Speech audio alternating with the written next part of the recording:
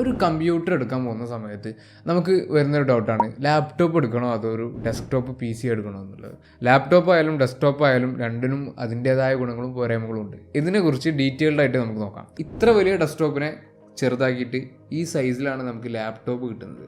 ഇങ്ങനെ സൈസ് കുറക്കുന്ന സമയത്ത് അതിൻ്റെ ഉള്ളിലെ കോമ്പണൻസിൻ്റെ സൈസ് കുറക്കണം, പ്രോസസ്സർ, ഗ്രാഫിക്സ് കാർഡ്, അങ്ങനെയുള്ള എല്ലാ കോമ്പണൻസിൻ്റെയും സൈസ് കുറക്കണം. സൈസ് കുറക്കുമ്പോൾ ഉള്ളൊരു പ്രശ്നം, അത്ര പവർഫുൾ ആയിട്ടുള്ള കോമ്പണൻസ് ഒക്കെ നമുക്ക് അത്രയും ചെറിയ സൈസിലാക്കുമ്പോൾ അതിന് നല്ല കോസ്റ്റ് വരും, എക്സ്പെൻസീവ് ആണ്. അതുകൊണ്ട് ലാപ്ടോപ്സിന് ഡെസ്ക്ടോപ്പിനേക്കാൾ പ്രൈസ് കൂടുതലാവും. സെയിം പെർഫോമൻസിലുള്ളൊരു ഡെസ്ക്ടോപ്പും ലാപ്ടോപ്പും നമ്മൾ കമ്പയർ ചെയ്താൽ ആ ലാപ്ടോപ്പിന് പ്രൈസ് നല്ല കൂടുതലാവും. സൈസ് കുറക്കുമ്പോഴുള്ള വേറൊരു പ്രശ്നം, ഹീറ്റിംഗ് നന്നായിട്ട് വരും. ഡെസ്ക്ടോപ്പൊക്കെ വലുതായതുകൊണ്ട് അതിന് ഹീറ്റിംഗ് പുറത്ത് പോകാനുള്ള വെൻറ്റും കാര്യങ്ങളൊക്കെ കൂടുതലായിട്ടുണ്ടാവും. പിന്നെ അതിൽ കുറേ ഫാൻസും കാര്യങ്ങളൊക്കെ നമുക്ക് ഫിറ്റ് ചെയ്യാനും കഴിയും. പക്ഷേ ലാപ്ടോപ്പ് വരുമ്പോൾ അത്രയും ചെറുതാണ്, ആ ഒരു ഹീറ്റ് പുറത്ത് പോകാനുള്ള വെൻറ്റും കാര്യങ്ങളൊക്കെ കുറവാകും. അതുപോലെ അതിൽ കുറേ ഫാൻസും കാര്യങ്ങളൊക്കെ വെച്ചിട്ട് നമുക്ക് അങ്ങനെയുള്ള കാര്യങ്ങളൊന്നും ചെയ്യാൻ കഴിയില്ല. അതുകൊണ്ട് ലാപ്ടോപ്പിൻ്റെ പ്രോസസ്സൊക്കെ നമുക്ക് പവർ എഫിഷ്യൻ്റ് ആയിരിക്കും. അതുകൊണ്ട് അധികം ഹീറ്റ് പ്രൊഡ്യൂസ് ആകാത്ത രീതിയിലാവും ലാപ്ടോപ്പിലെ കോമ്പോണൻസ് ഉണ്ടാക്കുന്നത്. അതായത് കുറച്ച് പവർ മാത്രം യൂസ് ചെയ്തിട്ട് വർക്ക് ചെയ്യുന്ന കോമ്പോണൻസ് ആണ് ലാപ്ടോപ്സിൽ കൂടുതലുള്ളത്. പവർ കൺസംപ്ഷന് നല്ല കുറവായിരിക്കും. ഇങ്ങനെ പവർ കൺസംപ്ഷൻ കുറയുന്ന സമയത്ത് പവർ സപ്ലൈ കുറഞ്ഞാൽ അതിനനുസരിച്ച് പെർഫോമൻസിൽ നമുക്ക് കുറവ് വരും. സാധാരണ ഒരു ലാപ്ടോപ്പ് എടുത്താൽ അതിലൊരു 15 to 60, 70 റേഞ്ചിലൊക്കെയാണ്, 70 വാട്ട് റേഞ്ചിലൊക്കെയാണ് അതിൻ്റെ പവർ സപ്ലൈ വരാറുള്ളത്. എക്സ്പെൻസീവ് ആയിട്ടുള്ള ഗെയിമിംഗ് ലാപ്ടോപ്സിലൊക്കെ നോക്കിയാൽ അതൊരു 300-400 വരെയൊക്കെ പോകും. പക്ഷേ നോർമൽ ഒരു ലാപ്ടോപ്പിൽ വരുമ്പോൾ ഒരു 60-70 വാട്ടിലൊക്കെ പവർ സപ്ലൈ വരുന്നുള്ളൂ. പക്ഷേ PC-യിൽ നോക്കുമ്പോൾ ഏകദേശം 50 to 120, 150 റേഞ്ചിലൊക്കെ പവർ സപ്ലൈ PC-യിൽ വരുന്നുണ്ട്. ഈ ഗെയിമിംഗ് PC ഒക്കെ ആണെങ്കിൽ ഒരു 500 റേഞ്ച് വരെയൊക്കെ പോകും. ഇത്രയും ഡിഫറൻസ് പവർ സപ്ലൈയിൽ തന്നെ വരുന്നുണ്ട്. അപ്പോൾ പവർ സപ്ലൈ കൂടിയ ലാപ്ടോപ്സ് ഉണ്ട്, ഗെയിമിംഗ് ലാപ്ടോപ്സ്, അത് നമുക്ക് എടുക്കാം. പക്ഷേ അത് നല്ല എക്സ്പെൻസീവ് ആവും. ഡെസ്ക്ടോപ്പായിട്ട് കമ്പയർ ചെയ്യുമ്പോൾ അതിൻ്റെ പ്രൈസിലൊക്കെ നല്ല മാറ്റം വരും. അതേപോലെ തന്നെ ഇത്രയും പവർ സപ്ലൈ ലാപ്ടോപ്സിൽ വരുമ്പോൾ അതിനനുസരിച്ച് നല്ല ഹീറ്റിംഗ് വരും. പിന്നെ അതിൻ്റെ ബാറ്ററി ലൈഫ് വളരെ കുറവാകും. പവർ സപ്ലൈ കുറക്കുന്നതിൻ്റെ വേറൊരു കാര്യം എന്ന് പറയുന്നത് ബാറ്ററി ലൈഫാണ്.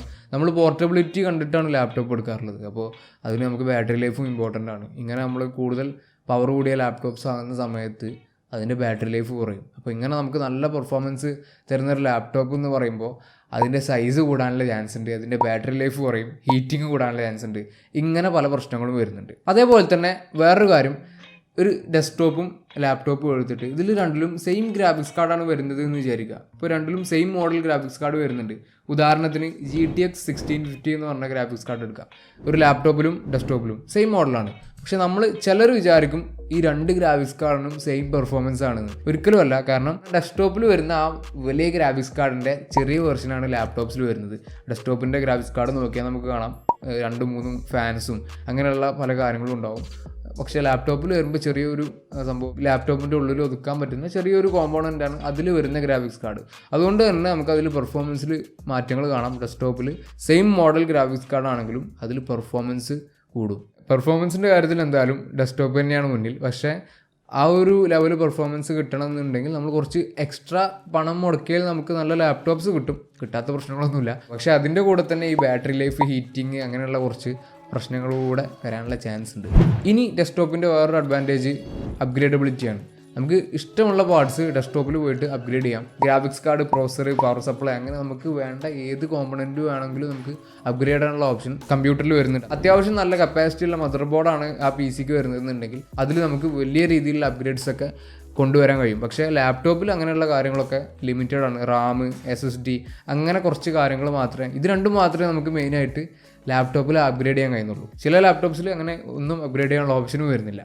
അതേപോലെ തന്നെ റിപ്പയർ ചെയ്യുന്ന കാര്യം, നമ്മൾക്കിപ്പോൾ ഒരു ഗ്രാഫിക്സ് കാർഡ് ഡെസ്ക്ടോപ്പ് കമ്പ്യൂട്ടറിൽ കേട് വന്നാൽ വേറൊരു ഗ്രാഫിക്സ് കാർഡ് വാങ്ങിയിട്ട് ചിലപ്പോൾ നമുക്ക് തന്നെ അത് ഫിറ്റ് ചെയ്യാൻ കഴിയും. പക്ഷേ ലാപ്ടോപ്പിൽ അങ്ങനെയല്ല, നമുക്കങ്ങനെ പെട്ടെന്ന് ഫിറ്റ് ചെയ്യാനും കഴിയില്ല. അതുപോലെ തന്നെ ലാപ്ടോപ്പ് നമ്മൾ കൊണ്ട് നടക്കുന്നതുകൊണ്ട് തന്നെ പെട്ടെന്ന് ഡാമേജ് വരാനുള്ള ചാൻസ് ഉണ്ട്.